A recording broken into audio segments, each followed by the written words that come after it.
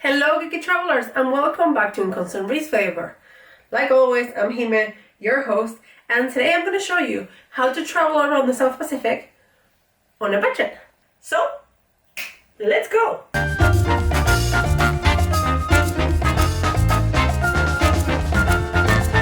This area is composed by two regions, Melanesia, with countries like PNG, Solomon Islands, Vanuatu and Fiji, and Polynesia, with countries like Tonga, Samoa and Tuvalu.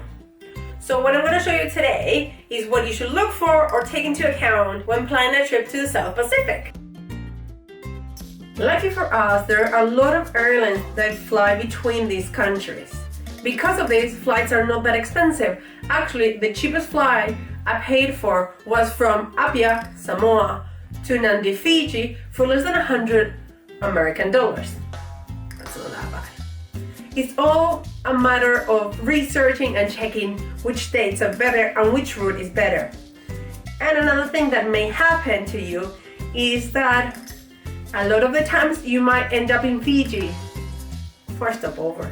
The problem is not really getting to the countries, but traveling inside the country.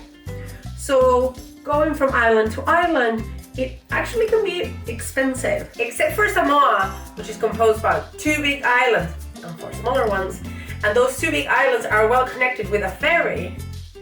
In the other countries, it can get a bit tricky. You do have a lot of options, and it would really depend on how much time you got and if you're actually willing to spend hours on a ferry. The ferry can be cheaper, but then it can take 25 hours or who knows. And you would actually have to arrange things properly because of the timetable. So Vanuatu has a lot of ferries connecting the different islands they've got, but frequency varies depending on the destination. And it can take up to 24 hours to reach some of those islands.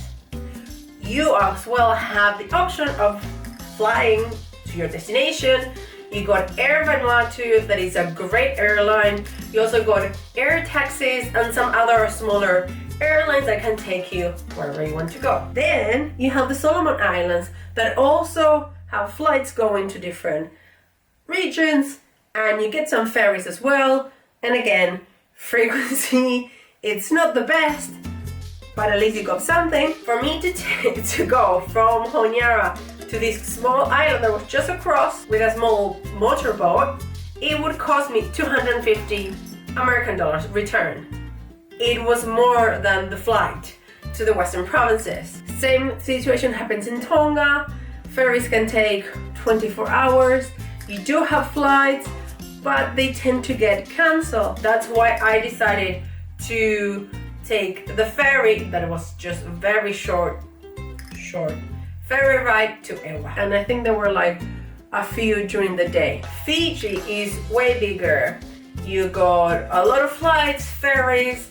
If you're on the main islands, there are buses, and of course always ferries and buses are gonna be cheaper.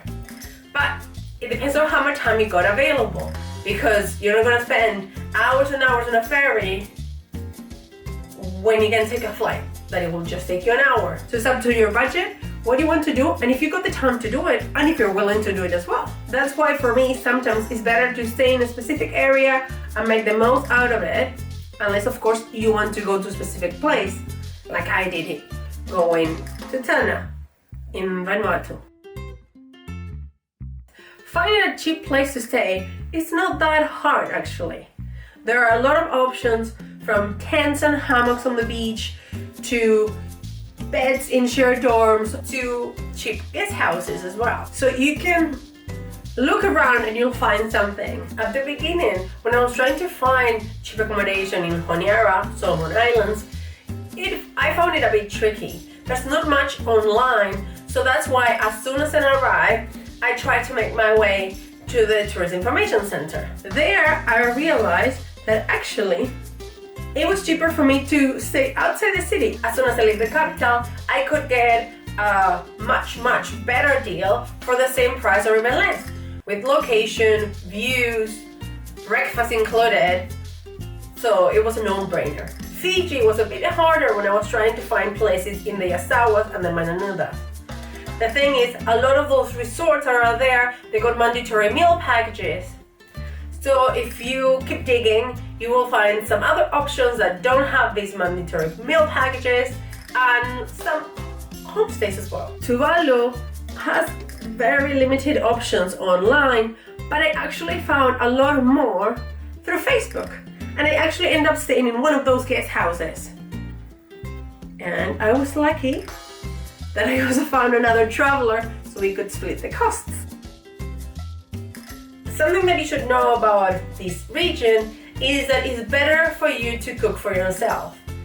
And I got spoiled in Southeast Asia when it was cheaper for you to just go eat out every night or every day.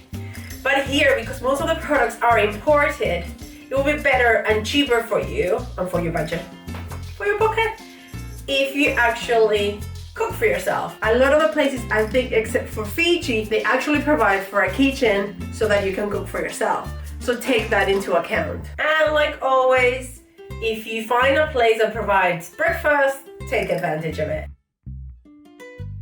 I think after the flights, this is one of the biggest expenses. So don't forget to put some money aside for them. Waterfalls, caves, going for a hike, markets, museums are usually budget friendly. The problem is not natural activities. It's more about you going and swimming with the humpback whales in Tonga that cost you around $200 or visiting Monte Azul in Vanuatu that costs you $100. Or maybe you just want to go to a floating bar/pizzeria in Fiji that costs you another $100. Though that one actually includes the speedboat and $30 tap to spend there. So that's something that you should take into account. That's why, just in case, you should always put some money aside in case you want to do any of these activities or you find some other activities you didn't know about. The South Pacific is definitely cheaper than what I expected, and I hope that now you got a better understanding of what to expect while you're there. The South Pacific doesn't always have to be a resort destination. It's up to you to make it possible. So, where are you thinking of going next? That's all for today, guys. Thank you so much for this. I hope all this information was helpful. And like always, if you like what I do and you like these videos, don't forget to follow and subscribe and give it a thumbs up. And if you got any questions or anything, just leave it in the comments down below and I'll get back to you as soon as I can. See you next week, guys. Thank you. Bye.